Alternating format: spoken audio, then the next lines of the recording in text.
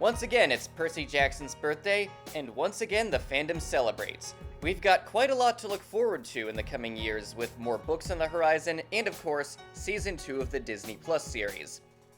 With the franchise doing as well as it is, it's easy to forget with the show coming out, but not too long ago, the best we had as far as adaptations go was the Lightning Thief musical. With how much of a failure the movies were, it felt really surreal to see the characters and the story portrayed in a way that was not just recognizable, but actually good and faithful. I've wanted to make a video on the musical for a while, I've just never gotten around to it. But today, I'm changing that. Because while I enjoy the show, there are aspects of the story, several in fact, that I felt were more faithfully portrayed in the musical, and I'd like to talk about them today. In concept, when I heard there was going to be a Percy Jackson musical, I was intrigued by the possibility of a better adaptation, but I did think it was a bit of a weird idea, adapting a middle-grade fantasy adventure to the stage of all things. But then I started hearing good things about it from the fanbase. Then I got the soundtrack and I found myself really enjoying it. On top of that, I later went to see a performance of it in New York with my sister, and I absolutely loved it. It was the first time I'd seen the story I loved portrayed in a visual medium. It had been long since I'd read the books, so it was surreal, but it was also a lot of fun. Most of the audience was in Camp Half-Blood t-shirts, and everyone from the cast to the fans was just having a good time. So, what about the performance made it so fun? Let's start with the medium in which it was made. I grew up in the theater, and I was in tons of plays, dance recitals, and a few musicals at my local arts center, so I've got a soft spot for this sort of thing. Oftentimes, the objects and places in the story can't be built or easily transitioned to in a theater during a performance, so actors have to mime the objects or places into the audience's imaginations. The Lightning Thief musical, at least the performance that I watched, I have not seen the London version, did this very well. The sets were modular and could be moved to mimic different locations, from Camp Half-Blood to Auntie M's Garden Gnome Emporium to the Underworld. I also really liked its use of lighting. The overtly supernatural phenomena were pulled off via specific sounds and lights, such as the dim lighting of Percy's dreams and the Underworld, with darker colored lights highlighting the menace of Hades and Kronos. Other effects were pulled off with more practical means, like Percy's water powers against Clarice and Ares being toilet paper blowers. That's hilarious! But, like we've seen with previous adaptations, presentation will only take you so far. Chances are, if y'all had to suffer through both movies like I did, you have an idea as to why they failed. Like most terrible adaptations, it's because they were unfaithful. But what's important here is how they were unfaithful. Because in terms of plot, the first movie actually follows the story of the book about as close as the first season of the show. No joke, I actually like the Lotus Casino scene more in the movie than in the show. But by that same token, the last Airbender movie arguably had a base plot that was close enough to its source material, and that thing's atrocious. It's arguably the worst movie adaptation I've ever seen.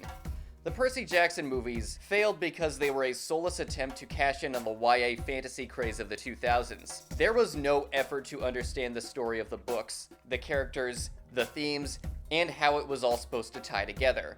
The first movie kind of has Percy's relationship with his mom, who he understands sacrificed everything to protect him, but that's one small part of his character, and it's not nearly enough. The second movie has Percy's slow acceptance of Tyson and learning to give Clarice the win at the end, which were from the book, but it butchered both of those arcs immensely. Percy didn't leave on the quest for the sake of protecting the camp.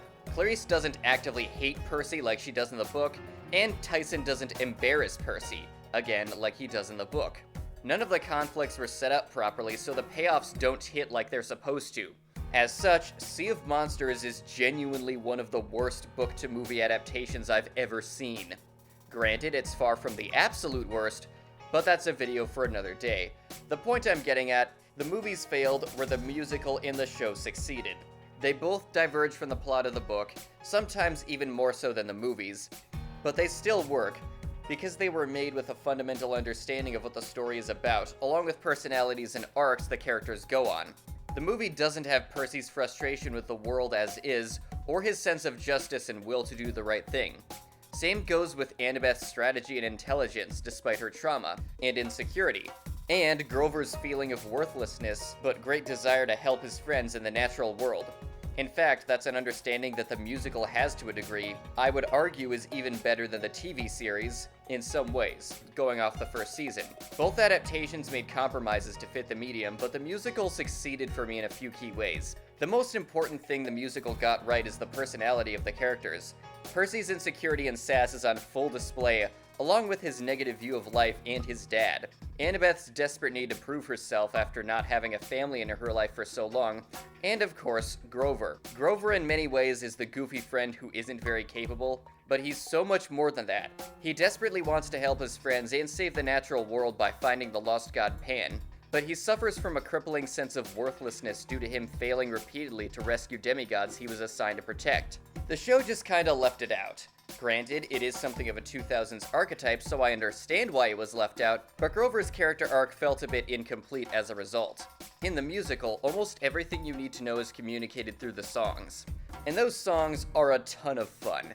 I've listened to them all several times since I went to see the musical when it was in the theater. Each one captures its story beat perfectly in terms of tone and narrative.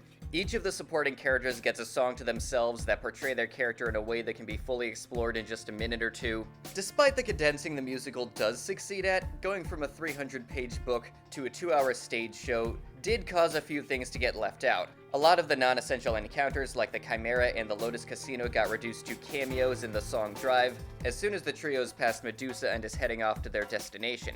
But it's not a huge loss.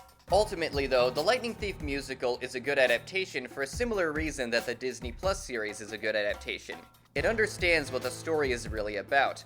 I already talked about how it understands the characters, but that's only part of the equation. The most important thing the musical gets right, aside from the characters and tone, is the theme. Life isn't fair, but we should always try to do the right thing, not just for our sake, but for those around us as well. I've listened to Son of Poseidon more times than I care to count, because it embodies Percy's arc so well, what he's come to understand, and where he's going in the future. Embracing all that's happened to him, the good and the bad, and pressing on to save the world and everyone else he can along the way. The Lightning Thief musical may not be perfect. It did gloss over quite a lot of details and characters from the book, but I still enjoy it, and I know I'm not alone on that. It is undeniably part of the reason why the show was even made, and if you get the chance, I recommend going to see it. If not, you can absolutely listen to the soundtrack. Despite all that though, the musical was only ever going to cover the first book, unlike the show. And while I've got my criticisms of the show, I am pretty optimistic on the future of this franchise. I've always believed that it had the potential to become just as big as other major book series, and recent years have proven that I was right. Whether or not it will though is still up in the air. Regardless, I'm going to keep talking about it and sharing it with all of you, especially when The Court of the Dead and Season 2 of the show come out later this year. I'm Kylan Mythos, and I'll see you all next time.